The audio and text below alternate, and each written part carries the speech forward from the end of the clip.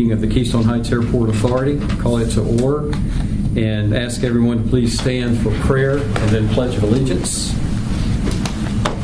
Let us pray. Our Heavenly Father, we give you praise for who you are. We thank you, Father, for being a sovereign God who loves us, cares for us, and provides for us. We ask that you give us wisdom tonight as we do the business of the airport. Pray, Lord, for our first responders, our military men and women, that you keep them in your care and bring them home safely to their families. We pray for the situation in Ukraine and pray for those churches and others that are ministering to so many refugees who are fleeing. Give them strength, give them wisdom in all that they do as they minister to those folks. We pray these things in Jesus' name. Amen. Amen. I pledge allegiance to the flag of the United States of America and to the republic for which it stands, one nation, under God, indivisible, with liberty and justice for all. Thank you. Please be seated. Roll call, Ms. Cersei. Thank you. Chair Kirkland. Here. Vice Chair Fryer. Here. Mr. Cornegay is absent. Mr. Richard is also absent, and Chief Denny is absent. Mr. Harvin. Here. Mr. Prang. Here. I'm always afraid I'm going to screw this up every time. Dagenet. Here. I said it right. Okay. Ms. Rakowski. Here. And Ms. Whitney was not able to attend as well. All right. Did I get everyone? I think so. So. And welcome, sir. Good to have Frank Host with us tonight again. We have any public comment? No comments received. All right. We'll let the record show that we do have 4 board members present, so we do have a quorum, and we'll continue with our agenda. No public comments, so we'll move to item 2, the consent agenda. You had received previously by email, and in your packet you will have the January 2022 financials. You also have minutes of our February board meeting as well as our February 10th minimum operating standards workshop. So I'll entertain a motion to approve the consent agenda. I make a motion we accept the consent agenda as presented. Second. All right. Have a motion and a second. All in favor of the motion say aye. Aye. Aye. Opposed, same sign. Motion carries. Reports. Mr. Prang. Good evening, members of the board and Mr. Host and anyone watching online. A couple of projects to update you on. The design project to rehabilitate the hangar area taxi lanes is at 90% completion. Met yesterday with Maria and Scott to review our 90% plans. Those documents have been submitted to the FAA, and they will be submitted to the FDOT later this week for review by both agencies. The next step will be incorporating comments from FAA, FDOT, and airport staff. We'll be getting the project ready for bidding in just a couple of weeks, mid-March. March 18th is our deadline for 100% bid documents. So between the middle of March and your May board meeting, we'll be receiving bids and compiling a grant application for federal funds. I plan at the May board meeting to present to you a tentative award for a contract, construction contract, also a construction phase services contract for inspection and construction admin services, and all of that will be part of the FAA grant request. Again, just as a reminder, we're seeking funding from the FAA for 90% of the project costs, including the inspection services, and we'll also be submitting that same document to the FDOT for 10% of the FAA work. And you might recall too that parts of this project are not eligible for FAA funding, so for that we're seeking FDOT funds. The FDOT has a portion of the money that's needed already programmed, and we have a meeting with them next week, I believe on Thursday the 10th, to talk about in general your FDOT work program and specifically how to fund the construction of the current project. Any questions about that?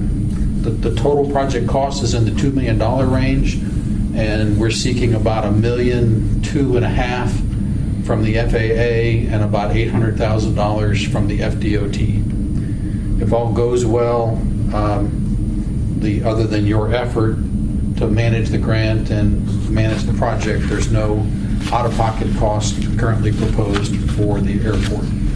If the FDOT can't come up with all their money, you'll have the option to either defer part of that work or self-fund part of that work. When would we know from either agency that we were awarded it? So the grant application process starts again in the May timeframe. The FAA has asked for all grants of this type to be submitted by the middle of May.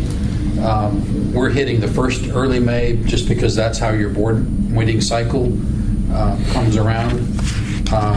When will we hear is probably late July, early August.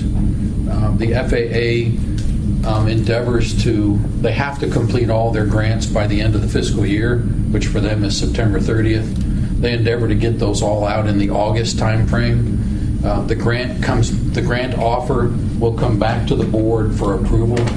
When you accept FAA funds, you're encumbering yourself to certain requirements, so it takes a resolution from the board.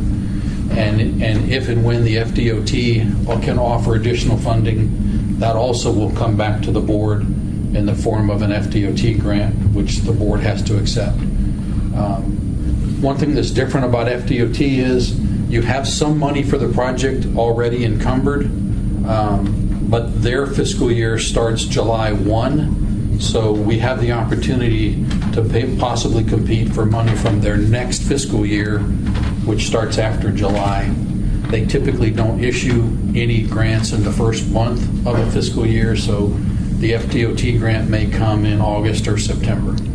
So we would be awarding a project to a contractor before we for sure have funds. So the answer is That's yes. typical? It is typical. We call that a tentative award. Okay.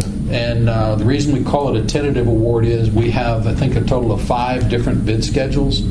There's a base bid schedule, which we think, based on our estimating, matches the amount of money that we're sure is available. And then there's a number of alternate bid schedules. We will tentatively award all of that. And then based on the grants that are received in the August-September timeframe, we'll then meet with the contractor, the low bidder, and inform them, hey, we were able to award all the work, or we were able to award the base bid plus alternate 1 and 2, or some combination that best suits the board and the use of the funding. So yes, that is typical. It's going to be a little more difficult this year to manage that because I think there's going to be a reticence on behalf of contractors to hold their bids for a long period of time because pricing fluctuations are... That's my next question. I honestly, that's a great question. I think that's something we're going to have to negotiate and navigate as we work through the process. It's going to happen for all contractors who are bidding airport work all across the state. The FAA does not historically, and they have not said they would offer any pricing factors. DOT does have a few pricing factors they use, but FAA has sworn those off forever. A pricing factor in the DOT context would be something like they use an asphalt price index, and I think it fluctuates. It's like on a 6-month rolling average. So as the price of liquid asphalt changes on the market, contractors get paid more or less for asphalt tonnage, but it's one of the few items that has a pay factor to it. And FAA disallows that. They specifically say you cannot use pricing factors. So contractors have to bid it at a price they think they can do the work. The work would probably start in the possibly November, maybe more likely January of next year timeframe. Thank you. Any other questions on that one? I'll give you another update at the April meeting.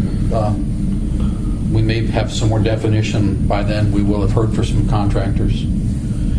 There is a runway lighting design project out there. It's on a runway 1129. It's DOT funded.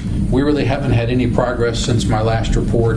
We're at about 25 or 30% design. We did a simple preliminary layout, but we're waiting for a survey so we can confirm light locations, PAPI locations, etc. The field work is done. We just don't have the survey product yet. Any questions on that one? How do we look on funding on that one? Is that one going to be? I think we're going to be okay. You have $583,000, I think. One thing that'll be a little unique about that one, the requirement for inspection is going to be less than an FAA project. They won't require you to have a full-time inspector. And I probably am going to recommend that unless that project coincides with the other project, I'm going to recommend you probably don't need a full-time inspector. You just need periodic inspection, and your own staff can monitor the daily The lights either come on or they don't, right? Right. And there's less testing. Lighting circuits have to be tested at the end. So there is a test to make sure the lighting circuit is connected to ground properly. So there is a little bit of testing that has to be done, but you don't necessarily need somebody to watch somebody making light connections Right. all day and every day. So I might propose something like periodic inspection for that. It's kind of like we do hangar projects. We don't sit here and watch a contractor build a hangar all day. It's just, a lot of it is screw it and tighten and bolt. So you can check those on a periodic basis. One thing I would add to your statements is Maria had wanted, and I think it's a good idea, we agree, we don't have a sign that indicates where the FBO's at. So Bill had suggested he would try to add it. He doesn't know if he can get it into that. And it's only the signage coming off of 1129 that they'll pay for, like where Taxiway Charlie is.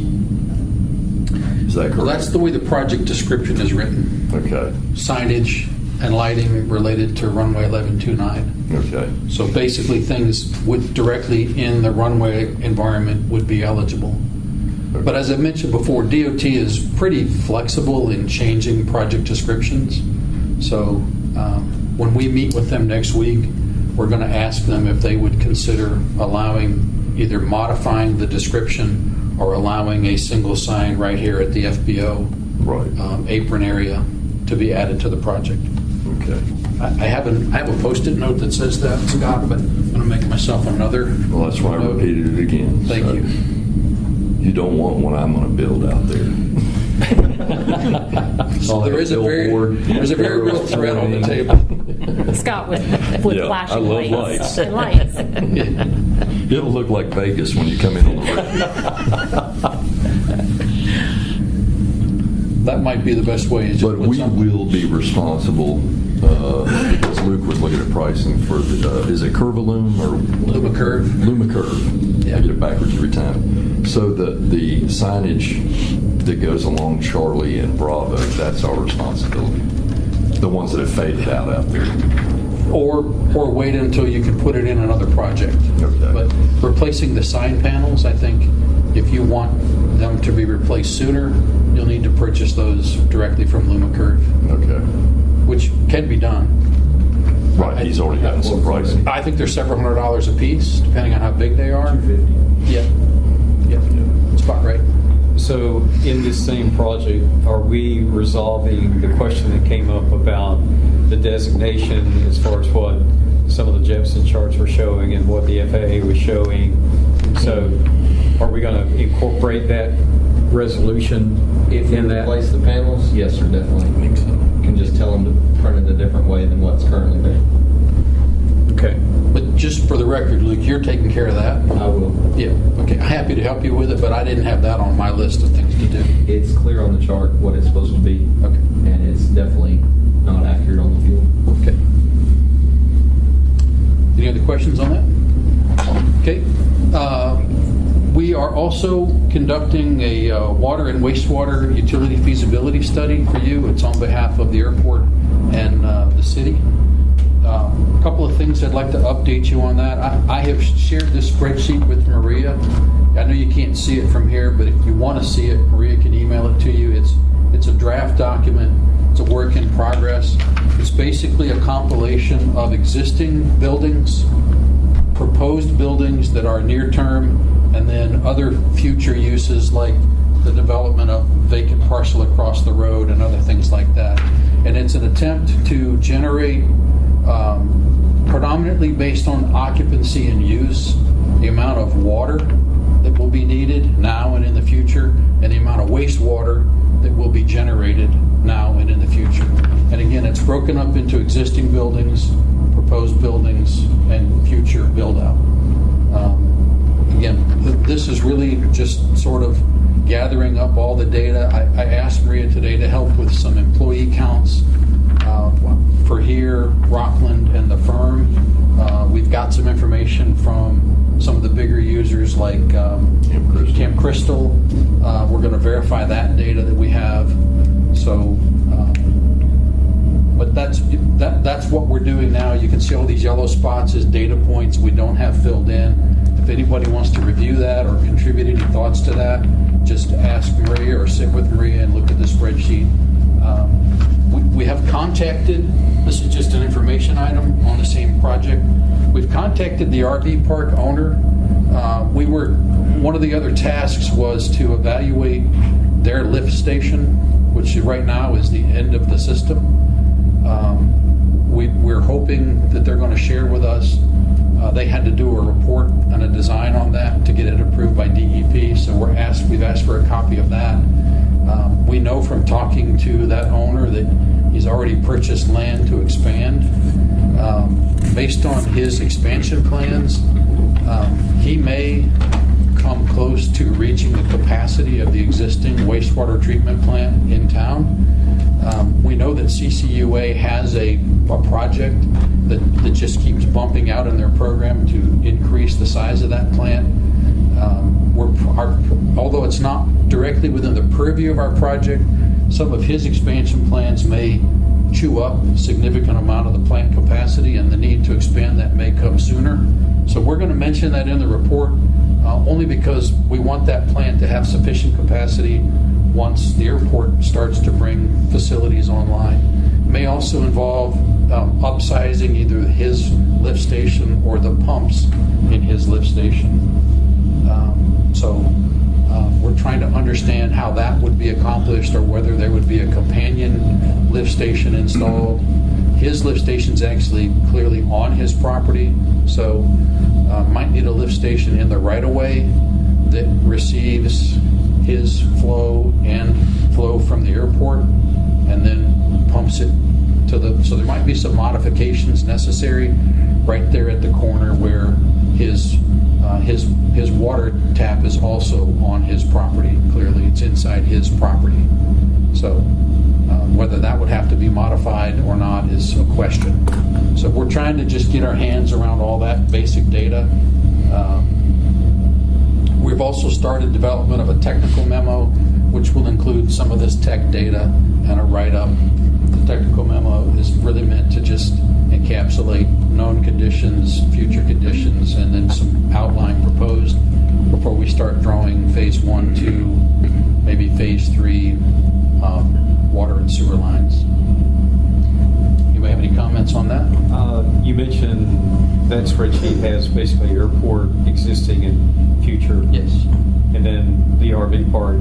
Is there any consideration given for the property that's between Airport Road and back around to that connection point right there at Florida Cracker and RV Park? Of that development, is that something CCUA would take into account in their evaluation? I know it's not in our purview. Yeah. So I think the answer to that is yes. Exactly how that's going to be incorporated, I don't think we know yet.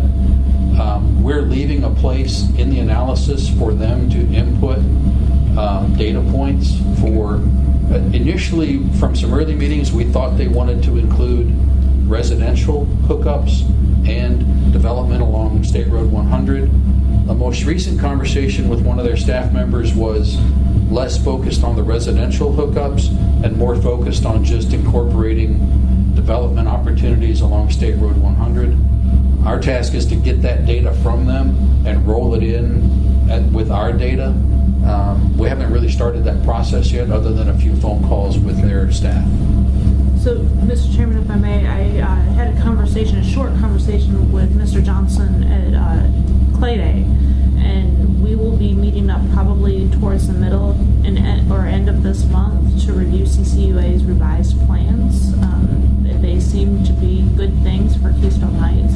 So when that meeting comes up, I'd like to invite Mr. Prang to sit down and have an understanding on what the new plans for CCUA, what that's going to affect as far as the airport development goes. I agree. I definitely think AECom and Bill in particular needs to be involved in that stakeholder meeting for sure. Absolutely. Since they're doing the feasibility study for this whole Yes. project. So, And I know that with the development that's going on in Keystone Heights and then just in the area itself, that they've done revisions to their plan that I think is pretty helpful with what we're trying to accomplish. great. Okay, that's good. And my folks might be aware of that. They didn't share that with me, but we'd be really like to participate in that. I'm not entirely sure what that means. That was a 30-second elevator Yeah. conversation. Okay. But a meeting might be scheduled. Please let me know. Absolutely. Will Did it you be say a- that's the revisions of the whole Keystone project? Of the whole, Not just not just the not airport. just the airport. Okay. Gotcha. This is CCUA divided there. Okay. Anything else on that? Okay. Maria, I put one on here that's really kind of yours, but I'll introduce it, Yes. and the board can ask questions. The contractor who's lined up to replace 2 slabs in Hangar F, I think he was going to start this week, but he's now looking at next week because you still have a tenant that's working their way out of the hangar. So I think it's scheduled for next week, and I don't really know any other logistics of that other than I told him I would come and check on him once he got some of the demolition work done. Right. So Hopefully the so easy base looks the same as the prior in some hangar. incredible fashion, and I think that Scott and Luke and I will report here a little bit later on the details of what we found, but Velocity is vacant. They're out. I don't know how they made that happen on today, but they did it. It's all in the dumpster. It's all in That's the all the dumpster. apron. Yep, for sure. So both hangars are clear. We touched base with Mr. Horn last week to find out realistically when he was going to be able to start. So in case there was any hiccups along the way, that we knew really how much time we had. Herb, just based on current jobs, he was kind of focused on March 7th anyway. So that's really bought us a little bit of time. But Velocity got out they said by today. Great. So, but we'll report more of our findings and all that later. Okay. I mentioned earlier that Maria and I think David are at the FDOT meeting next week. Are you dialed in for that on the 10th? So we'll be meeting with the DOT. This is an annual process that the DOT goes through where I've already been to one of these with another airport. The first thing they're going to do is give the FAA a chance to speak. And I'll tell you one of the FAA items in a minute just so you can start thinking about it. The DOT then is going to review all the existing projects, how you coming on this, what's the status of this. And then the main focus of the meeting is to look at the work program. The DOT works off of a 5-year work program cycle. So whether you want to see the 5th year as actually year 6 from now or year 5, they'll look at all of the projects that are in the next 4 years of programming, and the DOT is going to ask questions like, are those good projects? Are you still working towards them? Have any of your priorities or needs changed? And we'll review those as we have done every year. And then they always ask for projects to be populated into year 5. And the way you populate a project into year 5, no project gets to year 1 and funded unless it started somewhere out there in year 5 or 4. Sometimes you can sneak a project in year 3 if a priority changed, but the DOT's funding cycle is relatively locked down.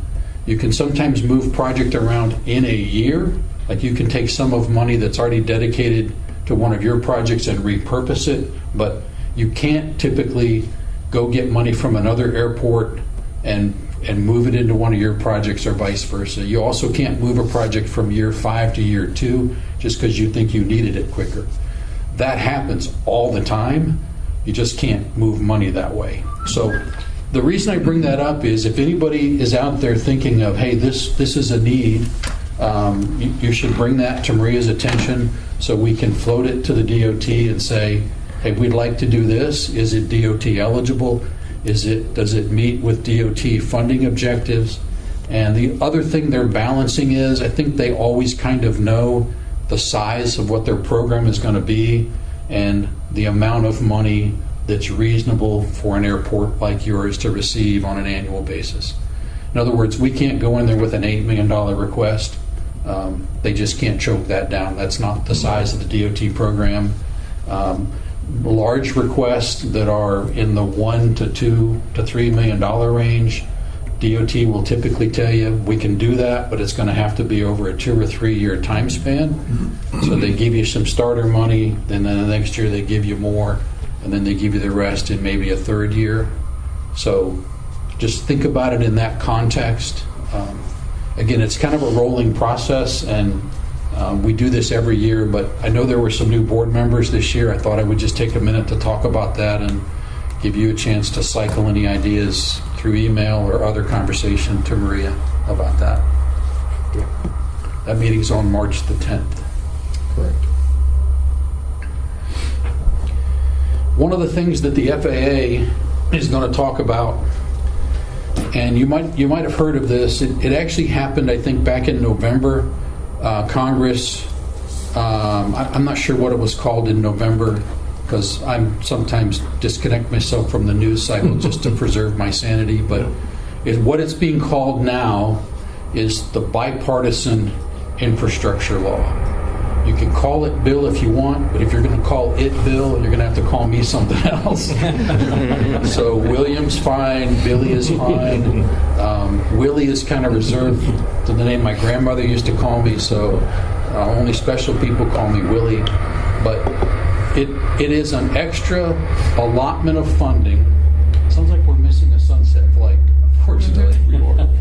The BIL is an extra allotment of federal funding that you will get every year for the next 5 years. Based on the size and type of your airport, you're getting $159,000. If you've seen the list, you know that places like Orlando, Miami, Tampa airports are getting tens and 20s and 30 millions of dollars. So it's not really, Congress did not mean for it to make a big infrastructure impact on a general aviation airport. Some of the GA relievers are getting maybe $300,000. I think their allotment is $295,000. You don't have to use it this year. You can roll it over to next year and you'll have $318,000. You can roll it all the way to year 5 if you want, and you'll have $795,000 or whatever that math is. If you're going to use it this year, they want to know that before the end of March so they can plan to issue a grant. You can't do a lot with $159,000, but you can do some things. The criteria is essentially the eligibility for using this funds is the same as any other FAA funded project. So you still can't do things that typically aren't FAA eligible.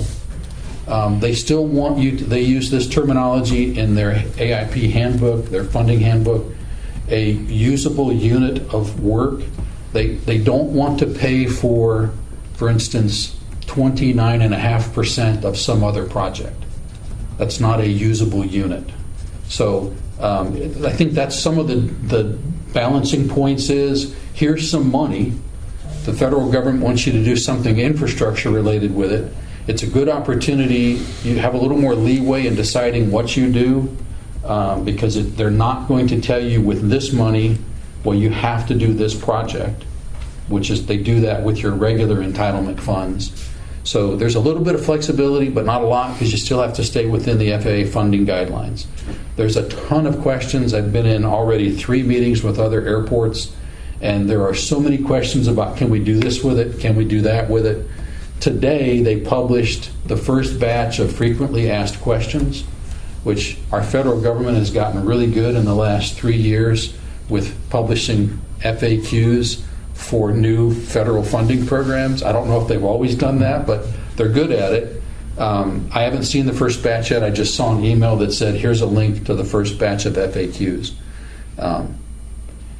It's possible that you could use it for a portion of your taxi lane project if funds otherwise come up short, but we would have to designate something that's a usable unit of work. Like we're going to do all of the repairs on the concrete area outside Hangar A. If we could identify something that's usable either by geography or we're going to buy a new generator for this building or that building, that would, like, that's so I'm going to caution you. I asked the question today about a generator, Trigger words. and the answer was, We all well, twitch when we hear the word the generator. answer was, well, that might work. Let me ask. So typically generators are only approved for certain purposes, like to back up an air traffic control tower or to back up a critical FAA, NAVAID, Cat 1 ILS, something like that. They're less eligible for an FBO building at a GA airport. It's not to say they wouldn't accept it, because they have said they're going to use some leniency. So this is another, I hate to say this, but when you're sitting around just noodling on things, this is another silo of money, another category of money. If you want to say, hey, this, maybe we could do this. Some airports have asked, can we use it for land acquisition? You don't really have any land acquisition, so I don't know that applies here. Others have said, can we use it on a terminal renovation project, an FBO terminal? And that's typically low priority, but it is eligible. So they're like, yeah, that would be a good use, because we're not going to ever give you money to do that from another source. So I think my initial suggestion is start a list, and they want to know by the end of March. Everybody has been telling them that's just crazy talk. We don't even have a board meeting until the end of March, so there may be some rollover. You may be able to designate it in April. You might also be able to say, hey, we're making a list, and when we get to 3/18 next year, maybe we want to do something. So I wish I could tell you more about it. I have other meetings coming up. They're going to, on next Thursday, Scott, your new ADO manager, he's going to, I was in a meeting yesterday with him. He'll have a whole nother week of answering questions, so he might be able to tell us more on Thursday. But I just want to put that out there to say, hey, here's another pot of money. You may have heard about it in the news. It's the same pot of money that's going rails, bridges. Everybody's getting a piece of this money. Your piece is relatively small, but over 3 or 4 or 5 years, you could maybe do a project with it in time. Do you know, as you've just stated, you don't know a lot about it, but do you know if we have to use all of it, or can we use a portion of it? Like if we wanted to use, say, 29,000 of it and then roll the rest, can it roll? Yeah. So the answer is yes, but I will tell you the FAA loathes a $29,000 grant. Okay. If you want to get a mark next to your name, ask for a $29,000 grant. So I've better heard to roll it and then wait if you... Yeah. The answer is you can use part of it, and whatever's left over goes to next year. The $29,000 example. Don't nickel and dime. I have just heard before as a working. I've never been an FAA employee, so I don't know what the paperwork load is. But apparently, there's a lot of mouse clicks and a lot of check boxes for them to issue a grant. And I think they feel like $100,000 grants are kind of the basement level grant. Okay. I've already had a conversation with one of them, and I said, well, then don't give airports $159,000. Like, Right. If you don't want to write small grants, then give out big chunks of money. But all that aside, I think they would write a smaller grant, but I think they might entice you to say, well, why don't you do that next year and do this with it into a larger grant. It reduces the workload on the people that are managing grants and all the reimbursement packages that have to get done. But yes, if you needed $100,000, your 59 would roll to next year, just like when you only use part of a 150 allotment, the remainder rolls to next year. Okay. I saved the big one for last. Any questions on BIL funding? Okay.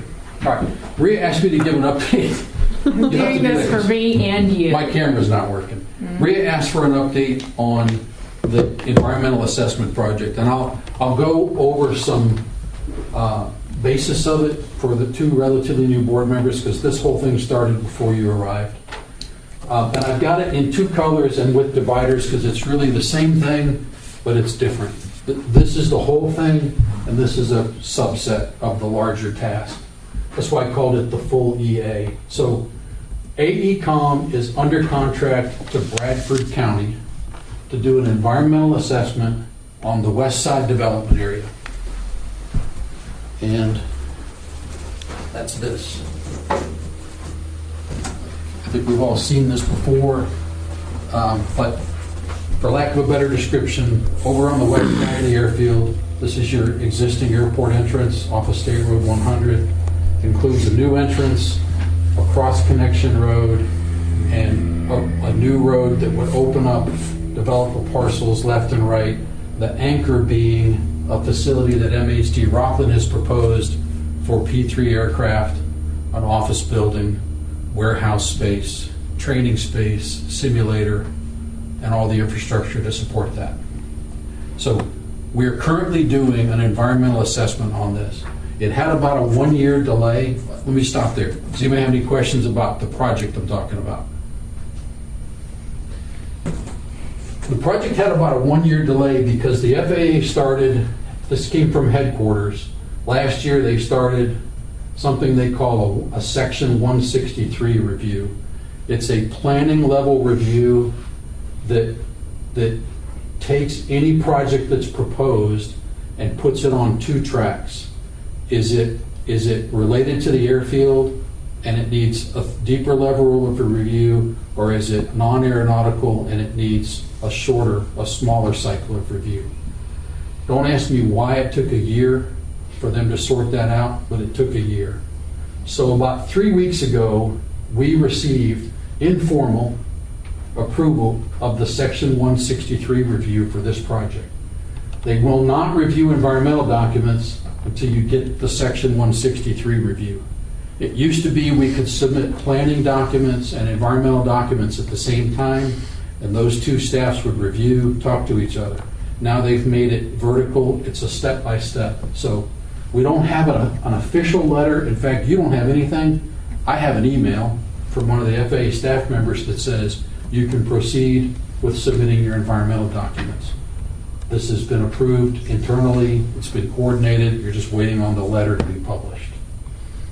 So we have a whole host of documents that we've been working on in the last year and a half. Purpose and need statement, alternatives analysis, a biological assessment, a cultural assessment, a whole bunch of desktop environmental reviews dealing with noise, air, water quality, things like that.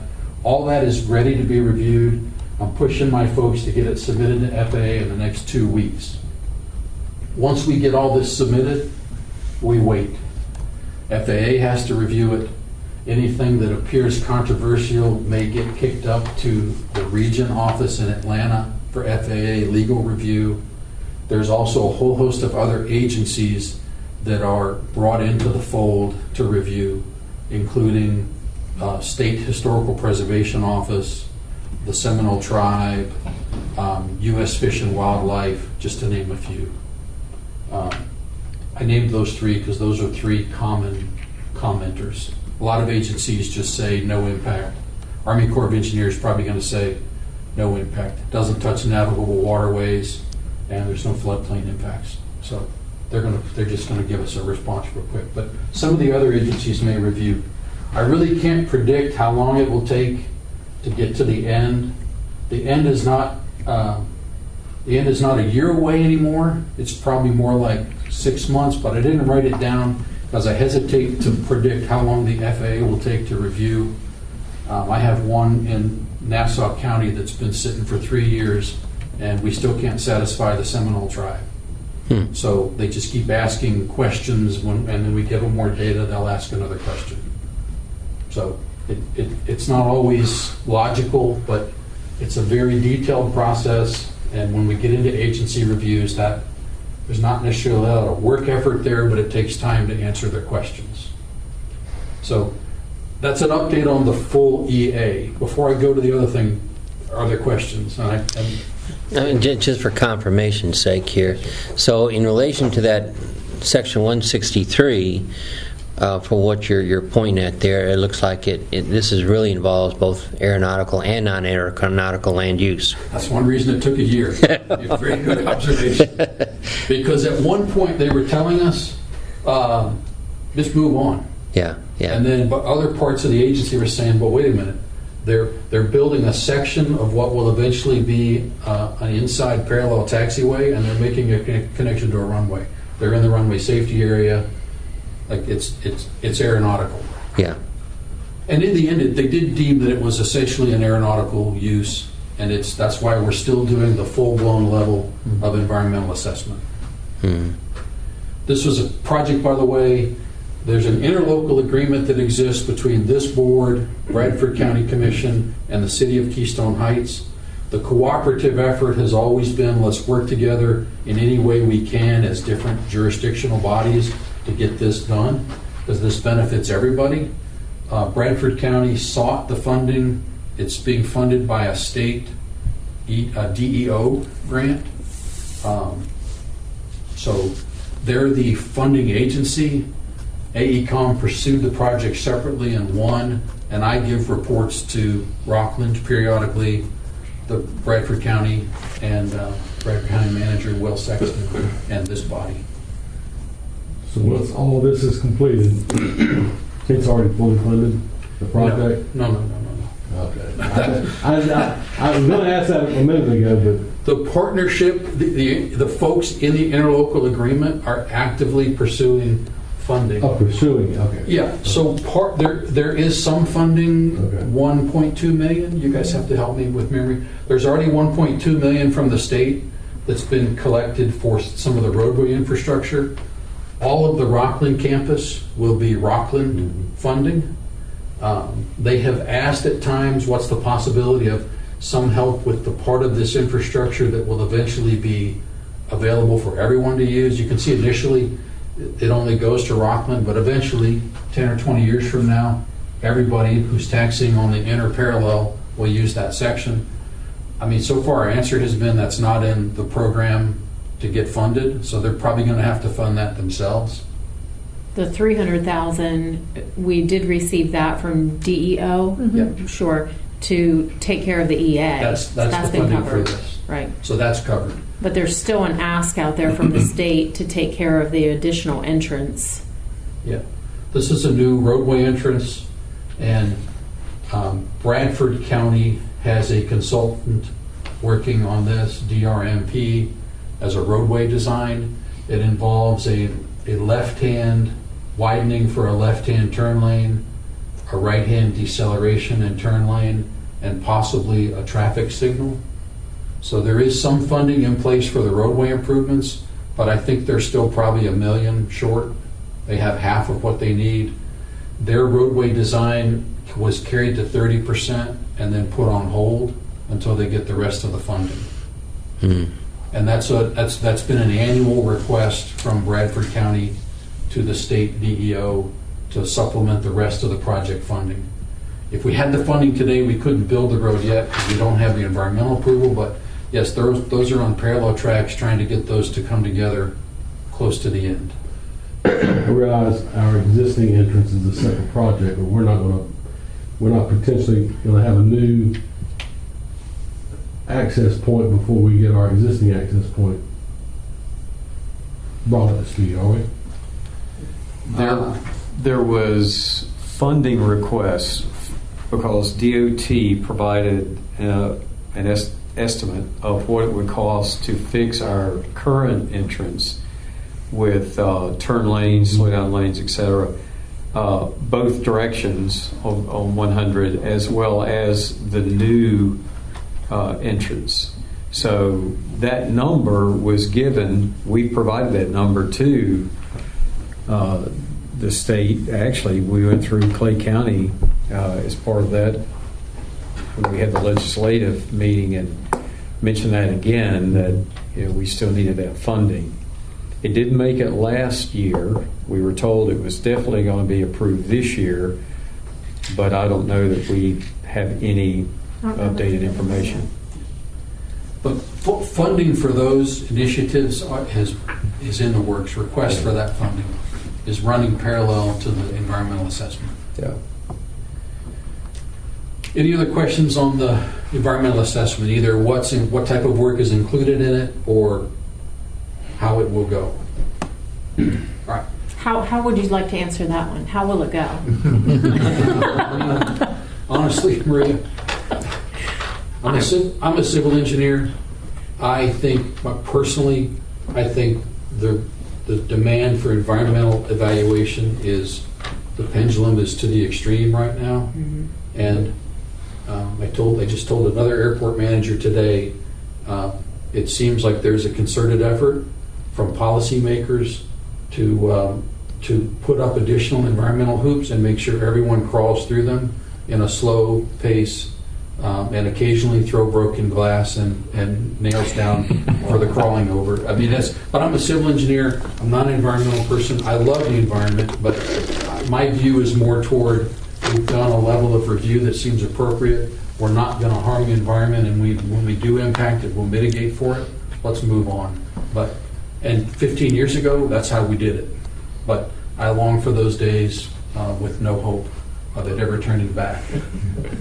So that's just my personal opinion. I got to be honest with you, too. I don't really like environmental projects because they embarrass me in front of a client.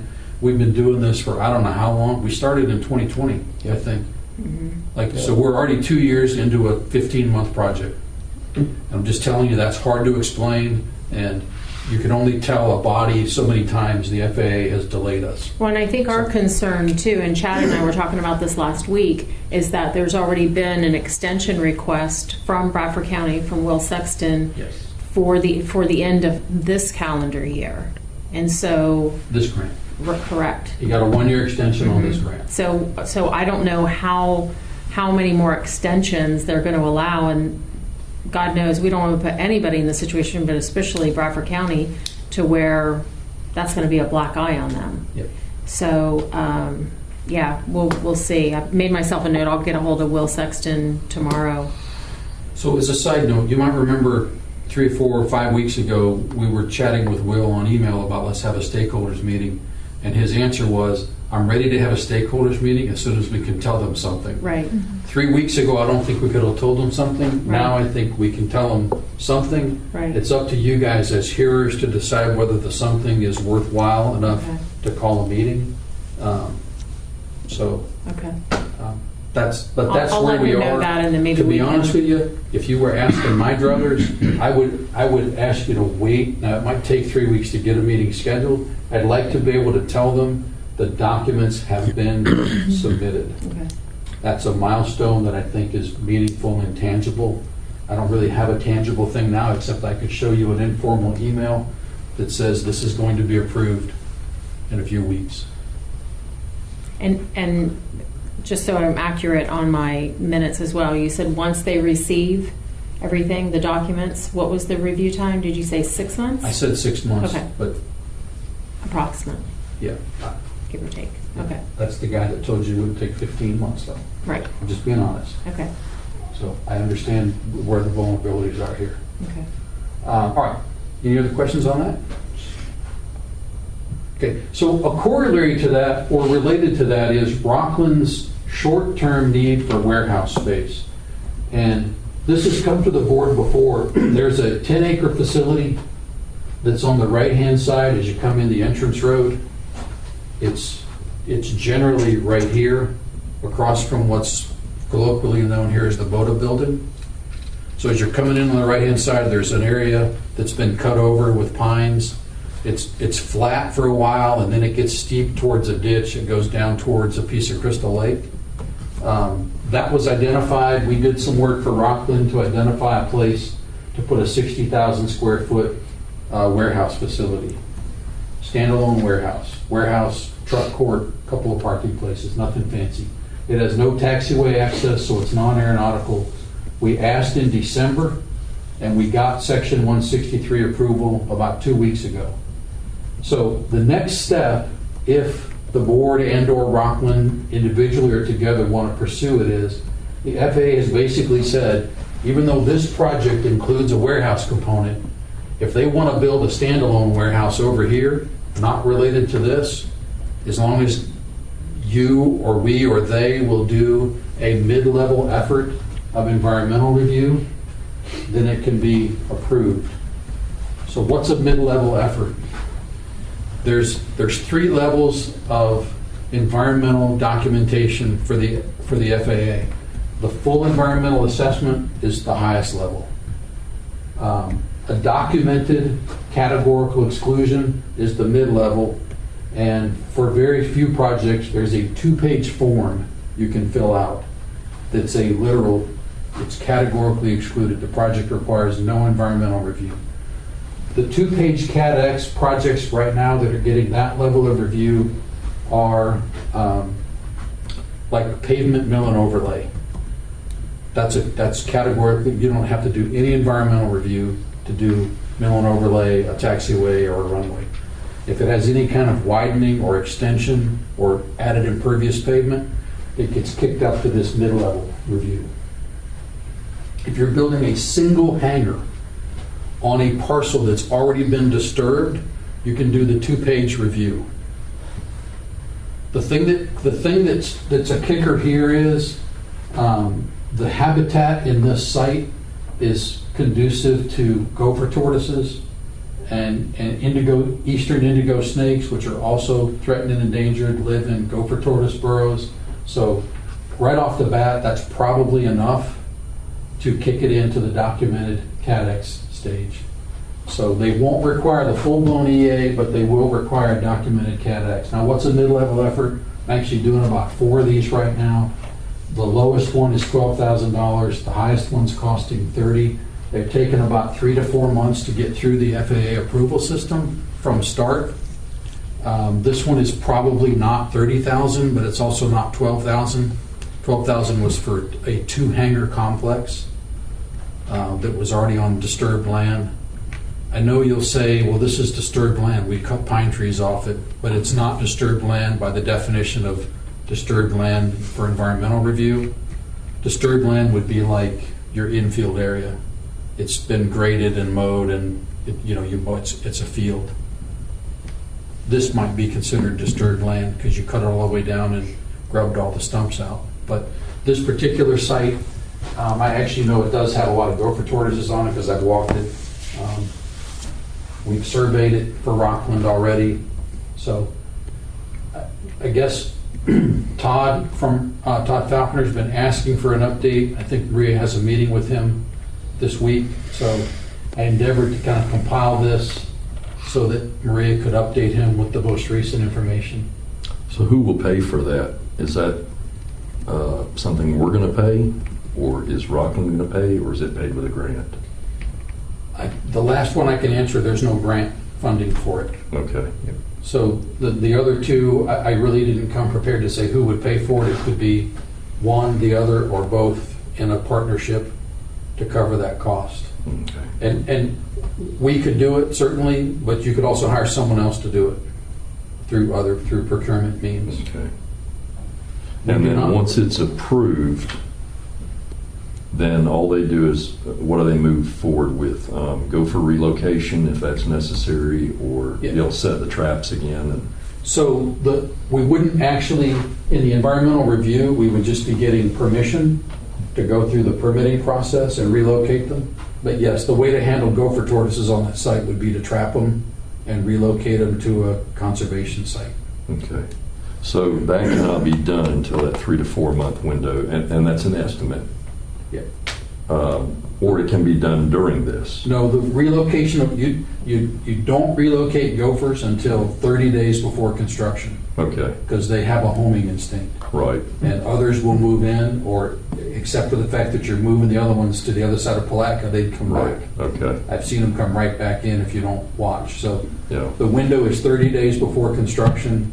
You either excavate them or trap them and remove them, and then you do the construction. You ring the site with silt fence to keep them out.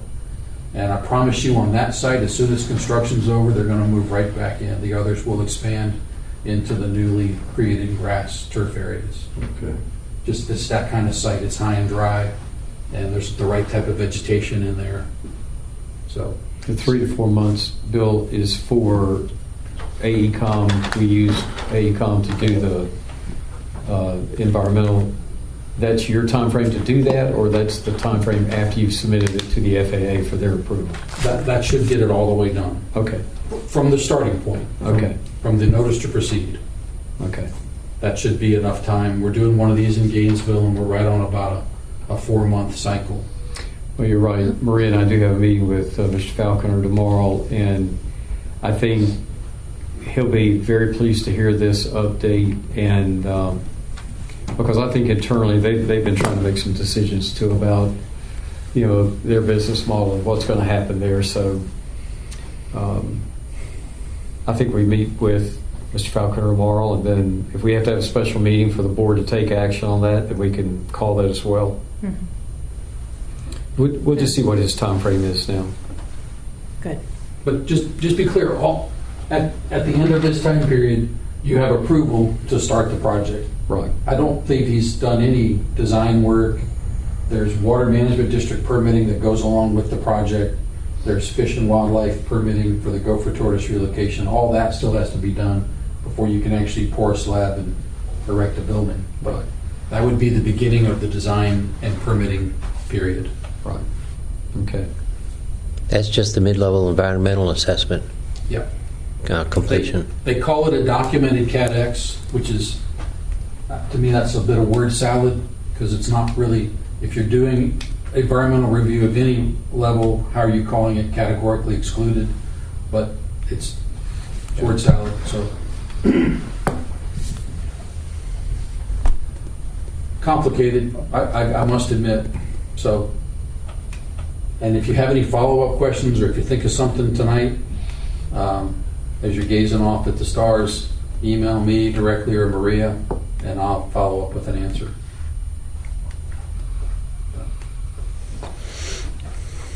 That was the end of all the things I planned to report on, but of course, Wow, and it only took an hour and 1 minute. 57 minutes. We started at 6:04. Oh, look at you. You're on it, Frank. Hold tight. We'll have news to deliver shortly on you. I'll stand by. Thank you, Mr. Prang. Ms. Whitney is not with us tonight, so we're going to move on. I have a few items here to address. The first one is our minimum operating standards draft approval. You had received by email after our workshop all of the changes that were suggested during that workshop and some additional items. So all that was included in that document. As noted in the minutes from that meeting, we did have 3 tenants that attended that meeting as well. In fact, all 3 of them were flight instructors, and one's A&P. So we got some feedback from them, and a lot of that was incorporated. And where they had, we thought we were going to perhaps, I guess, help them out in a way. Their response was that it really wasn't an issue of trying to set up the annual fees, because they're paying rent, they have a lease on a hangar, they're paying all these other expenses, and our concern was somebody, mobile operator, certified flight instructor, comes in and they don't have any overhead. But anyway, their response was that they were okay with that. And so my question to the board is, are we ready to approve the minimum operating standards that we've put together and go ahead and implement that, since we did have those 3 tenants show up, provide feedback? Or is there a desire to make this available to all of our tenants for input? I don't want to muddy the water either, but we've been very open. Our board has always tried to work with our tenants and solicit feedback and solicit information. So I'd just like to hear what the board's thoughts are about moving forward with this. Well, has the draft been provided to tenants at all? Not at this point. No. I'm a We can little send it out concerned. as a final draft, Yeah, I would say, yeah, if you do that, I'd email it out and let people return their comments. Just the meeting that we had, that last one, just with the addition of 3 or 4 more people in the room, it took forever. And if we have 60 people show up to a meeting, Yeah. we'll be in that meeting forever. So I think if she wants to mail it out before we do approve it, I think that would be a good thing for comments. Okay. And maybe give it a deadline, Oh, definitely. Oh, yeah. Definitely. If I Ms. can Lynn? make a recommendation, Mr. Chair, with our streetscapes, what we have done is put it up on our website and allowed Facebook comments and whatnot, soliciting it out to the business owners, giving them a 3-week time period of please just drop in your comments so that we can go ahead and give that back to the engineer. Typically, we don't receive anything, but at least it's out there. Okay. So that way you're not holding a meeting. It's just something to consider. All right. So what I'm hearing then is Yeah. we'll send this draft to our tenants and ask for comments with a deadline of, before our next board meeting. you want to put that, put the deadline in as, How about a week before the next board meeting? yeah, our board meeting is going to be on the 5th of April. That's a good So how about by the 21st? And then if there's something of concern and we need to have another workshop, Yeah. Okay, so Ms. Cersei, will you add that to the email that the deadline for comments will be March 21st? All right, that's all for that item. The second item is ethics training. I believe Ms. Hidd had, Ms. Cersei, excuse me, That's okay. had sent I got to out, keep you guys on your toes. had sent out an email link for a site that you could go to, that we can go to sit through the ethics training. It's something that we're required to do as board members, so we need to get that done. Once you finish that, notify Ms. Cersei, and then that takes care of the requirements that our board has to comply with. The third item, and in your packet, you'll find, I believe, the very last page. We had sent out requests for quotes for our airport professional general engineering consulting services. We had received 2 packets, one from AECOM and one from CMT. We had a committee that reviewed those documents and scored the submittals, and you'll see that there on the last page.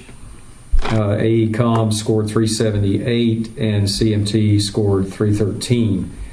So from that information, that I think that what we need to do then is to move forward with a motion to approve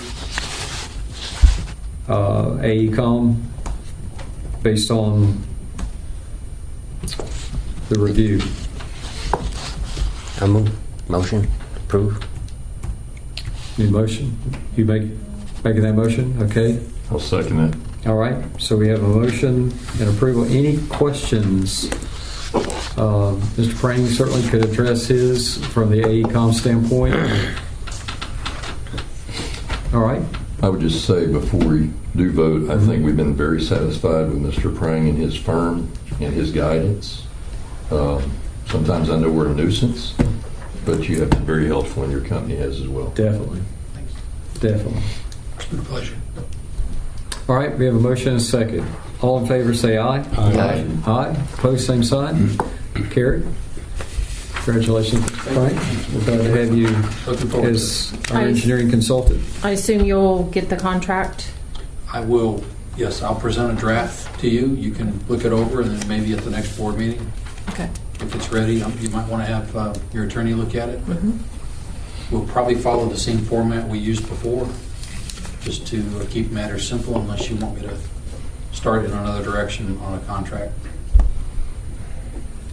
I think just their standard, and then I'll get it to Jim for Yeah. review. All right. Okay, that's all I have. We're going to move down to Vice Chair, Mr. Fryer, airfield update. Okay. First, I want to start out by saying that, again, I think I said this last month, Luke has been a breath of fresh air. He's really been working to get a lot of things back in order. Doesn't matter how we got to that point. But he has worked this past month feverishly on the T-hanger lighting, so I'm proud to say that we do have, other than the original engineering of the Focus, we do have lights back out on all the T-hangers now. I think we're probably, 95%?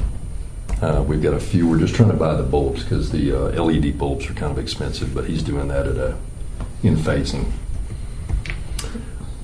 As Miss Cersei had said, this morning I went down and Luke went in with me and we looked, and Velocity has removed all of the wood framing and dry, well, I think it was particle board in there. I don't know that they had drywall, but they've removed those offices. However, unfortunately, they have damaged part of the red iron in the superstructure. They used, it looks like an extendable boom forklift, and there is a crossing beam that is a main structural header that has been pushed, bent, and twisted, I would say, to the point that and help me out, Mr. Engineer, the part of the I-beam that goes to the center has been compromised. It's bubbled out, kind of in a concave. So we got our airport manager to come down there, and then she contacted, I think through Mr. Horn, a company that just happens to be doing some structural red iron work. They're going to come out, is it Thursday morning? Thursday morning. Mm-hmm. That's the main thing. The door is bowed out in the center or off center. The roll-up door in the rear looks like it had wood come down, so it's a drum roll-up door. There's going to be... There's a timber sticking through the back wall, too. Yeah, the sheet metal. There's drywall damage. Okay. They did get the room out. They got it all out of there, but they took part of the building's integrity. He did get up on the roof. It doesn't appear that there's any screws sheared off of the from the purlins to the roofing material, but we won't know until we get a rain event. But anyway, he's going to meet with them, and if his family member arrives in the next day or two, I'll meet with him, his new family member. So side by side is probably going to be delivered next week. That is also on that grant we got from FDOT for the equipment. The side by side is basically a utility, one of those little utility vehicles. It's a Kubota diesel. That one I think we're going to use for our weed control and spraying. That should be here next week. That will leave the 20-foot batwing mower is the last item we're waiting, and they had told us because of supply chain issues that it would be April anyway when we got it. So I was going to give them a couple more weeks. Maybe when they deliver the Kubota, I'll get them to go ahead and get an update on that. Wayne's Retreat, we had actually 4 different concrete contractors bid on that. It was awarded to Handy and More, which is Aaron Weber. So he is scheduled to start on that, I think, the end of this week. Did he indicate to you? I know he brought out some material, but I think he's going to start on the concrete underneath that porch area over there at the Wayne's Retreat. The C-54 has moved from the old runway, the abandoned runway. It's been towed down here to the end. It was actually towed up here on the ramp. Ronnie's here from Buffalo Airways working on that. Did go down there this afternoon. 3 of the 4 engines were fired and running. And there was no fire other than the fire that's supposed to be in the engines. It's a little bit spooky there for a little bit. Again, I want to say, and then I'm going to turn this over to Luke. Luke and Maria, too. They have done a fantastic job. I'm here just about every day, most days, to see the work, and they just pull off miracle after miracle. It amazes me with such a small staff, the level of professionalism both of them show. And we've got Lori. I think Lori's come up to speed. She's getting a lot of the bookkeeping done. So anyway, with that, I would like Mr. Ford to talk to you about his jet fuel tank inspection, the fire pump and hydrants inspection, and the fire extinguishers, if you could. Last week, I'm just going to say, I can't remember the day, Thursday, I believe it was, Avacon Services, Aviation Services came up from Titusville, and they did a tank cleaning they pumped the remaining 600 gallons out of the jet fuel tank and went in thoroughly, cleaned it, inspected it, checked its integrity and all. They said everything looked good. The floats, gauges and meter floats and everything was working fine. They didn't have to do any repairs internally, but there is some damage to the epoxy coating along the top of the tank, and then the manhole lid. I myself saw the manhole lid on the inside, but I did not see the inside of the tank. They took a bunch of pictures and submitted them to their managers at Avacon. That is at some point relatively soon going to need to be addressed. Otherwise, we're going to end up with further deterioration of the epoxy coating and the further rust in the tank. There is existing rust present in the top of the tank because of the condensation that builds, because no fuel ever reaches that except for splash or whatever. But no fuel continually coats it, so it's exposed to the atmosphere whenever it gets opened or has air introduced. They couldn't give me a timeline on when it would need to be done, but they just told me relatively soon, within the next few months, we should look at addressing it. Otherwise, they didn't find any other problems. I'm working with them as well to get a couple of things repaired with the hatch and all. The paint condition we're looking at, it's starting to deteriorate and turn a little bit chalky. So we have some sections on it, specifically on the tank. It's footer, foundation material, and the piping systems that are starting to rust. And I put in a request for what paint would cost us and how much we would need to repair those areas. They recommended we contact a Sherwin-Williams Industrial to get a representative out to do a test on the specific paint itself and see how much longer it's good for, if it can be recoated and painted with an epoxy paint and last, because he said the paint through Avacon is about $200 a gallon, and we're going to need a lot of it. And he said, I'd hate to sell you paint and then it turn out to flake off in the next couple of months. So that's something I'm trying to get sorted out with getting a Sherwin-Williams representative in here to check it. So before you move on, for clarification, so there's epoxy paint on the inside of what in effect would be of the ceiling of the tank if we were in a room. And then the other paint you're talking about is the external of the tank. Just for, so y'all understand. Yes. I knew that. Two separate things there. Didn't clarify that. Sorry about that.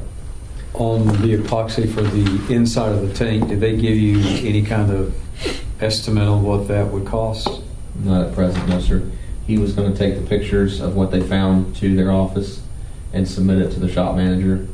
And he said give him a week or so to process it and then call him and get an idea of what we need to do, what it's going to cost, and what kind of time frame we should try to get that done in. So good. So is that cracking or flaking on the inside? It's not cracking of the tank itself. No, the coating. The coating, the condition of the manhole cover, the internal side of it, was seriously rusted. Not deep, but a lot of surface rust. And the coating itself was, I would say, at least 60% gone. And he said that the top interior of the tank looked about the same as that cover. Yeah, so we need to be prepped pretty good for a recoating. Prepped pretty good, which is going to require the tank to be emptied, completely pumped out, and then recoated internally, at least along the top portion, which will require it to be down for 1 to 2 weeks, depending upon the weather, and it's all based on the temperature as to how well it dries. So up to 2 week period. That was difficult enough to schedule with Rockland's requirements for fuel. And getting the fuel processed and moved and still have enough for a couple weeks worth of flights. So we'll have to look and see. Right now, March is a busy month for them flying. April has a few flights. Beyond that, I don't know yet. I'm expecting it to get much busier and cycling fuel. It may not slow down until the end of the calendar year. Mm-hmm. You can find a window then, or we may have to lease a secondary fuel truck. Mm-hmm. Might be another option. Mm-hmm. So, fire pump. The fire pump, fire suppression system. We had Cox Fire Protection come out today, and he did an inspection on the pump system and all the piping all the way out to along every fire hydrant to the end of the road. He said the hydrants were in excellent condition. They all passed, no issues with those. He operated every one, had good water flow. He said pressure is excellent out here. The systems inside the building for the fire pump were in good shape except for the pump itself. The Packing. they're not the bearings, they're the packings for the pump itself are beginning to fail. He said that he was, because of the level of rust on the bolts and the adjustment and everything, he said he could not adjust it anymore. It was all the way as tight as he could get it, and it was still leaking at a significant rate out of those packings. He said, which is okay right now, but it's headed for bad news because it's leaking excessive water out of the packings. He said he will take that information, take it back to his office. They're working up a quote as to what it'll cost to take the pump apart and rebuild the packings. He said a downtime on it for actually repairing it is short, but getting the replacement packings and parts is what will take a while. He estimates up to a month to get them if everything goes well. Other than that, we've got a couple smaller issues. Cox Fire does not do anything with the engine itself, and we have a tachometer that is inoperative down there on the engine itself. Other than that, everything was fine. He said he would recommend contacting a Detroit diesel dealer or somebody to come out and see if they can repair that tachometer or replace it. When they activated that system this morning, is that what triggered the security alarm? And He was unaware that turning one of the valves triggered an alarm, and I told him, yes, sir, that any movement of those tamper valves starting in the engine or water flow immediately causes an alarm. So Proven One called several of us, and then Clay County responded about 10 minutes later. Very fast, I might add. Yeah, Clay County Fire Rescue is impressive. So, yeah. I got a call. Yes, sir. Figured. So, But that's it on those two items. And then fire extinguishers, is that tomorrow? Electrical Fire Extinguisher Company's coming out tomorrow morning at 9 to do a servicing and inspection of all of our airfield fire extinguishers along all the hangars and buildings and everything. And I forgot one more thing, Yes, sir. the beacon. How did I forget the beacon? We have a fantastic tenant who has graciously pointed out over and over that the beacon is faulty, been having problems. And I was reluctant to believe him because I never could witness it myself. But it turns out that the beacon the green light appears to be much dimmer than it should be in others that I've seen. The white one seems to be fine, which is an odd issue. Couldn't figure out what was going on.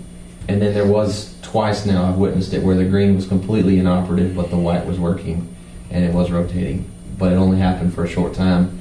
And I called Scott down there. He wasn't able to get down in time before it came back on. It always works when I see it. And it worked. So we were able to get a hold of Clay Electric, and they brought one of their large bucket truck man lifts up there. And yesterday morning, me and one of the operators went up onto the tower, and I cleaned the lenses, inspected all the wiring and capacitors. Everything looked normal. Both of the bulbs had some apparent significant wear in them. They always looked like they were getting close to burning out. So I put 2 new bulbs on order, and they're going to come back out. We're going to replace them and see if that solves their issue. The fellow that was with me agreed that those bulbs are looking pretty bad. Just a lot of carbon buildup inside the tube, and they're just a 400 watt metal halide bulb. So we got them on order, and we're going to put them in and see if that solves the problem. If not, we'll have to see if we can get, I don't remember what that company's name was in Georgia. TCA.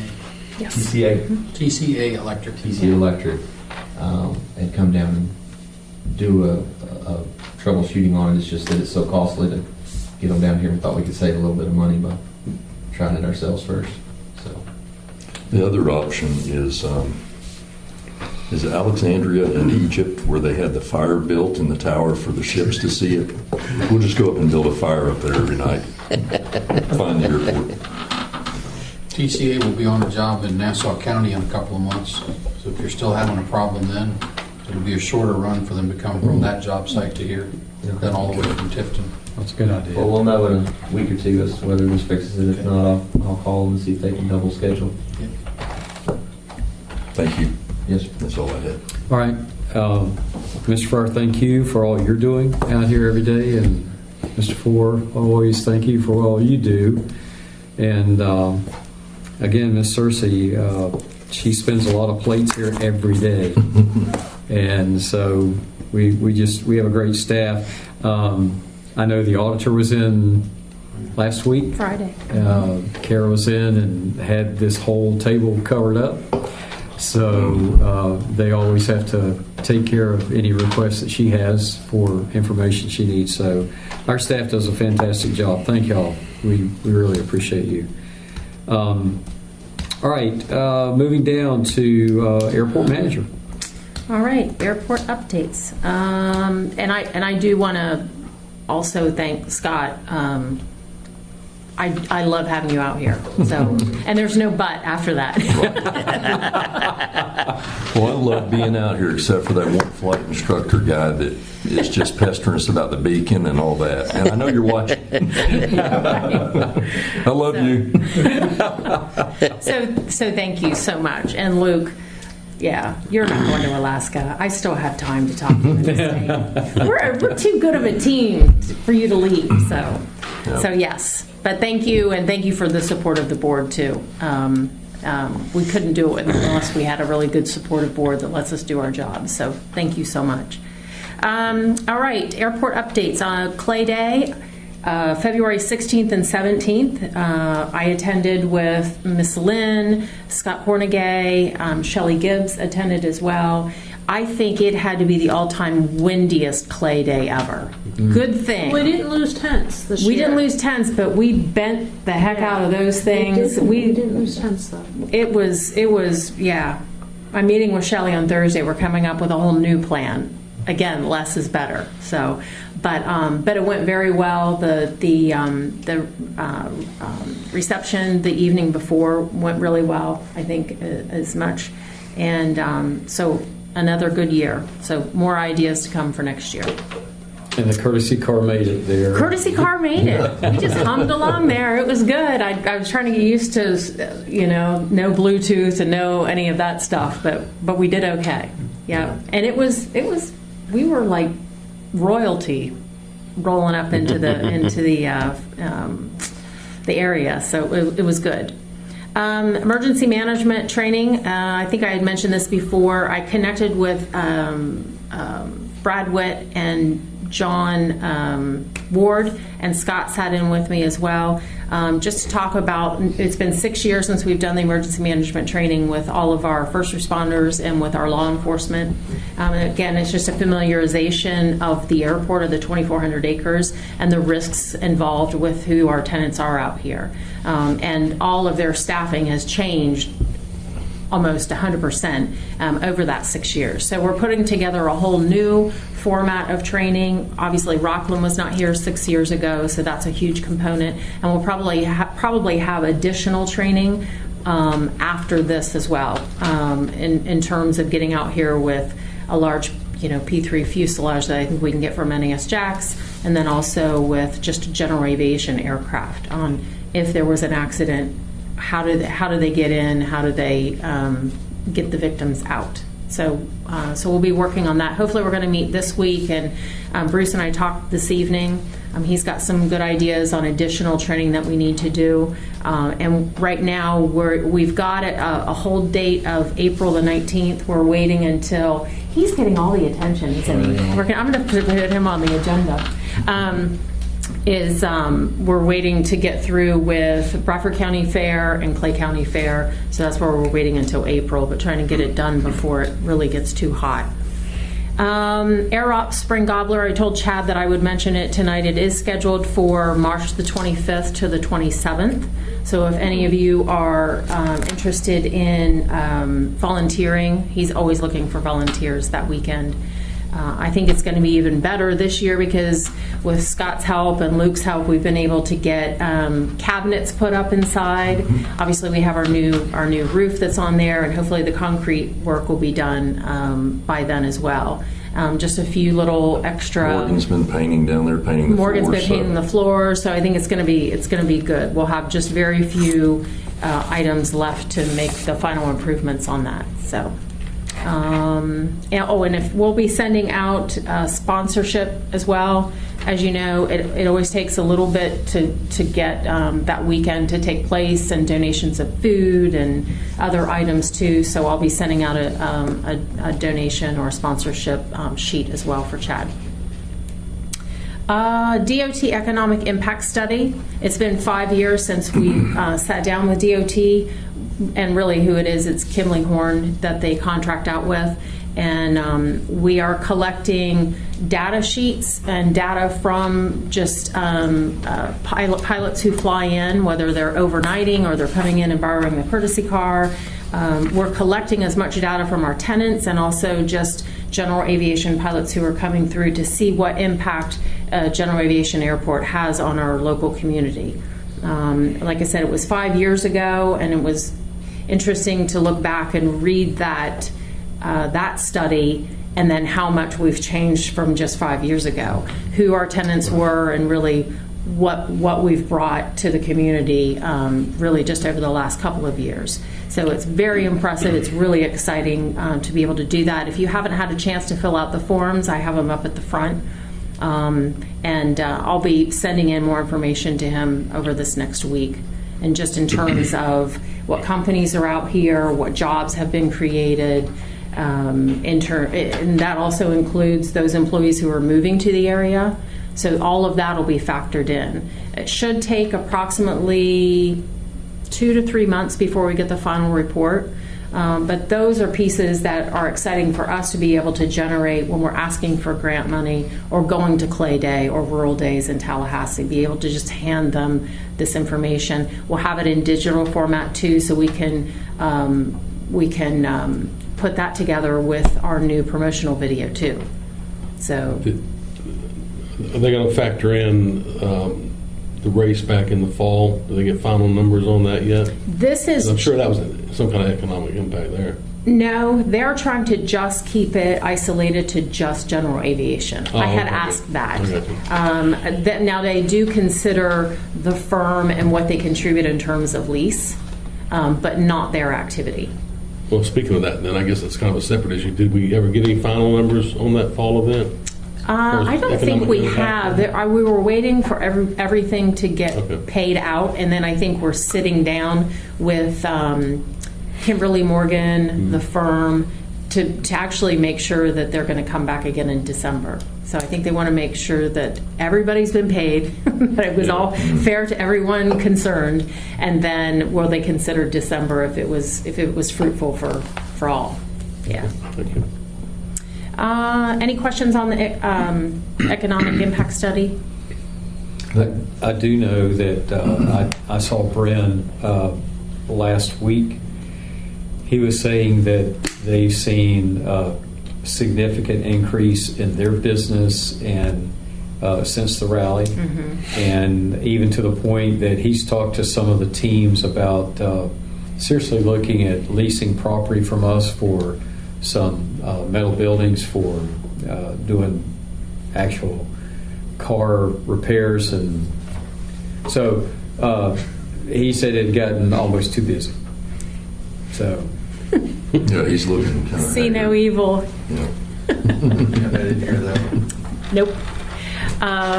Yes, it's been good. In fact, they're looking at hiring additional instructors at the firm as well. Yeah. Because I think there's only Bryn, there may be 2 others. So I think they're looking at bringing in additional drivers because they are so busy, which is great.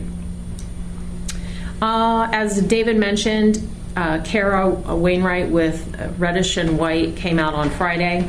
She had been doing already some preliminary work on our audit for the 2021 fiscal year, but she came out so we could lay out all the documentation, and hopefully we'll hear something back by next week on when she feels that we can wrap this up. Again, I've said before, this one's going to be a lot easier than the last 2 years, only because we haven't gone beyond that 750,000 threshold, so it didn't require an additional audit, which is great, and saved us a little bit of money too. Next year. Next year. Next year, yeah, thanks. Exactly. It'll be back. And the last piece I was going to discuss is last week on February 22nd, we did have Wonder Media come in, and that they had, in fact, it was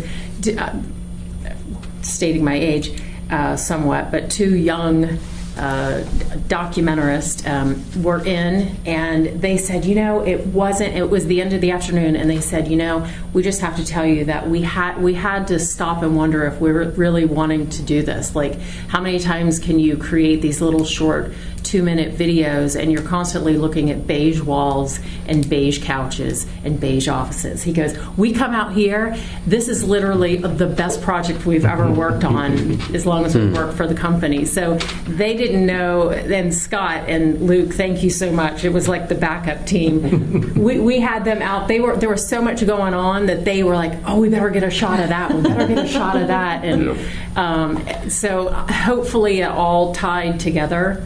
And hopefully we'll get something. I think he said by April, end of April. Yeah, because they had to forward it. They just get the videography or whatever, and then they send it on to an editing firm. They send or a it actually production to team. Wander Media. I guess Okay. they're kind of contracted, Right. and then they'll get it to us maybe as a review. Is that what they did with LRDC? They'll send you a soft copy and you can make it. So Yeah. who did the editorial?